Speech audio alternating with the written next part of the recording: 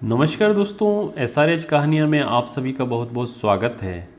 आज की कहानी का शीर्षक है श्री कृष्ण और फल वाली। जब भगवान श्री कृष्ण वृंदावन में अपनी बाल लीलाएं कर रहे थे, तब मथुरा की एक फलवाली ने किसी से श्री कृष्ण के बारे में सुना। यशोदा ने एक बहुत सुंदर बालक को जन्म दिया है जिसका नाम कृष्ण है। वह इतना आकर्षक है कि जो कोई उसे एक बार देख लेता है वह अपना मन और हृदय उसी के पास छोड़कर आ जाता है। यह सुन फलवाली कृष्ण के दर्शन के लिए आतुर हो उठी और एक दिन फलों से भरी एक टोकरी लेकर बड़ी कठिनाई से गोकुल पहुंची। फल बेचने के लिए वह आवाज़ देना चाहती थी, केले ले लो, आम ले लो, संतरे ले लो, अमरूद ले लो। लेकिन वह तो श्री कृष्ण के विचारों में डूबी हुई थी और इस प्रकार पुकार उठी, गोविंद ले लो, दामोदर ले लो, माधव ले लो। पूरे दिन गांव के चक्कर लगाने के पश्चात भी उसे कृष्ण के दर्शन नहीं हुए। इसी प्रकार अगले दिन भी हुआ और फिर अगले दिन भी। चौथे दिन फलवाली ने निश्चय कर लिया कि यदि श्री कृष्ण आज भी उसे दर्शन नहीं देंगे तो वो घर नहीं लौटेगी और अपना जीवन त्याग देगी। इस प्रकार निश्चय कर वह गोविंद, दामोदर, माधव गाती हुई गोकुल में जब विचरने लगी तो श्री कृष्ण से रहा न गया। वे यशोदा मैया की गोद से कूदकर बाहर जाने लगे।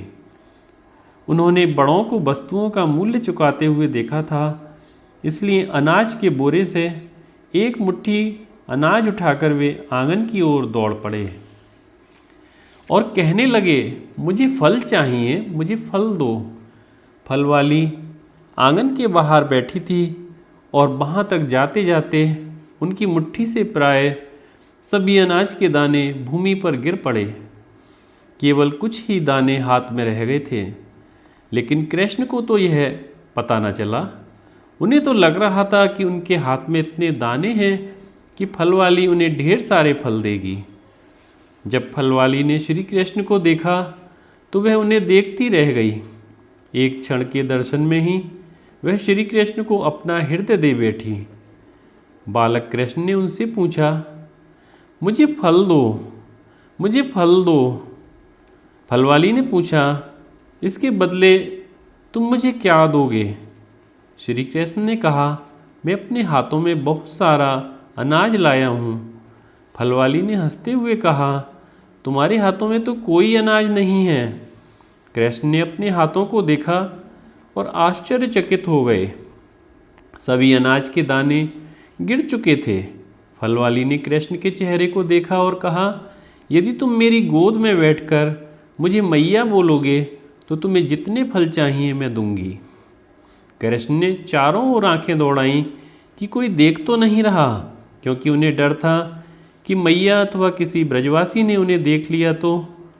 लेकिन जब कृष्ण ने देखा कि आसपास कोई नहीं है तो वे तुरंत फलवाली की गोद में कूद गए और कहा, मैया, और पुनः तुरंत उसकी गोद से बाहर कूद गए और दावे से कहने लगे, अब तुम्हें मुझे कुछ फल देने होंगे। फल वाली तो परम आनंदित थी, क्योंकि कृष्ण ने उसकी सब इच्छाओं को पूर्ण कर दिया था। वो उन्हें अपनी टोकरी से सभी फल देना चाहती थी, पर कृष्ण अपने नन्हे हाथों से कुछ फल ही कठिनाई से ले पाए। उन्होंने अपने हाथों और छाती के बीच फलों को टिकाया और झूमते झूमते मैया के पास गए और उनके आंचल में सभी फल रख दिए। मैया ने बड़ी प्रसन्नता से अपनी सखियों को वे फल दे दिए और जब सभी को फल मिल गए तो भी कुछ फल बचे रह गए। इधर फल वाली कृष्ण के जाने के बाद भी घंटों द्वार के बाहर स्तंभित अवस्था में बैठी रही। वहाँ से आने जाने वाले उससे पूछते, तुम यहाँ क्यों बैठी हो? लेकिन वे भाववश उत्तर नहीं दे पा रही थी। संध्याकाल उसने अपनी टोकरी उठाई और अपने घर की ओर चल पड़ी। जब वो यमुना किनारे पहुंची तो उसे टोकरी के भार का अनुभव हुआ। उसने टोकरी को नीचे रखा और उसके अंदर देख आश्चर्यचकित रह गई। टोकरी बहुमूल्य रत्नों से भरी हुई थी और एक एक रत्न का मूल्य कंस के कोषागार की पूरी संपत्ति के बराबर था। फलवाली के कुछ फलों के दान के बदले श्री कृष्ण ने उसकी टोकरी अगणित दुर्लभ रत्नों से भर दी थी। फलवाली का यह दान प्रकृति के गुणों से परा था। यदि कुछ विनिमय हुआ था तो वह था शुद्ध प्रेम। भगवान श्री कृष्ण को हम जैसे जीवों से कुछ भौतिक वस्तु अथवा दान की आकांक्षा नहीं है, लेकिन जब हम भौतिक वस्तुओं को प्रेम से सराबोर कर उन्हें भेंट करते हैं तो भगवान उस प्रेम को स्वीकार करते हैं और बदले में हमारे अंदर और प्रेम संचारित करते हैं। बोलो कृष्ण कन्हैया लाल की जय।